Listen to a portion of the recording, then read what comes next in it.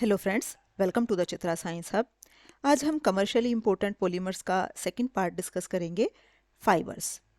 अब जो फाइबर्स होते हैं ये हमारी जो इसकी पहली क्लास है वो है हमारी पॉलीएमाइड्स की। Synthetic fibres formed fibre forming polyamides are also termed as nylons. जो हमारे ये पॉलीएमाइड्स की जो क्लास होती है हम इसे नाइलॉन्स भी कहते हैं, और इसके अंदर हमारे दो होते हैं, नाइलॉन 6 और नाइलॉन 66। अब जो नाइलॉन 66 है ये can be prepared either by self condensation of gamma amino caproic acid.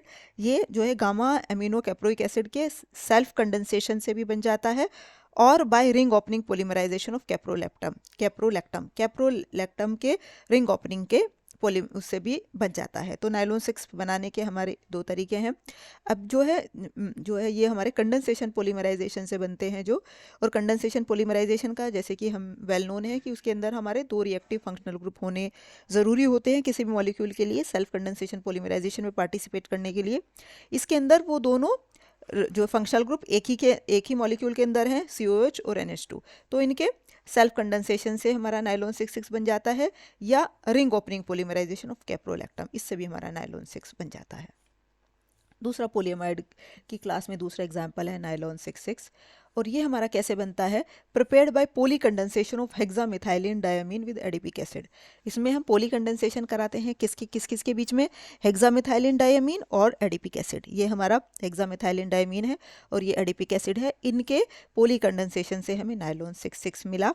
Nylon 66 इसलिए कहते हैं क्योंकि 6 कार्बन यहाँ है और 6 ही यहाँ है, 4 ये और एक ही ए और एक ये, तो 6 कार्बन है इसलिए नाम दिया नाइलॉन 66। ये थी हमारी पॉलीएमाइड वाली क्लास। अब जो दूसरी क्लास है वो है पॉलीइथाइलिन टेराथैलेट, इसे हम टेरिलिन भी कहते हैं और डेक्रन भी कहते हैं। तो ये कैसे बनते हैं, पोलिस्टर्स और PET is prepared from tetrathelic acid and ethylene glycol either by direct esterification और by catalyzed ester exchange reaction। तो जो पोलिस्टर्स जो होते हैं हमारे, और PET भी कह लें, तो ये कैसे बनते हैं, टेराथैलिक एसिड और इथाइलिन ग्लाइकोल के जो है रिएक्शन से बनते हैं, या तो डायरेक्ट एस्टरिफिकेशन हो जाए या हमारा कैटलाइज्ड ईस्टर एक्सचेंज रिएक्शन हो जाए, तो उससे हमारा बनता है ये हमारा इथाइलिन ग्लाइकोल, ये हमारा टेट्राथैलिक एसिड। इन दोनों के पॉलीमराइजेशन से हमारा जो है पॉलीएस्टर्स बनते हैं। तीसरी क्लास है इसमें polyacrylonitrile. It is made by polymerisation of acrylonitrile. ये कैसे बनता है, एक्राइलोनाइट्राइल के पॉलीमराइजेशन से बनते हैं। एक्राइलोनाइट्राइल का दूसरा नाम है विनाइल साइनाइड। इनके विनाइल साइनाइड के पॉलीमराइजेशन से हमारा पॉलीएक्राइलोनाइट बनता है।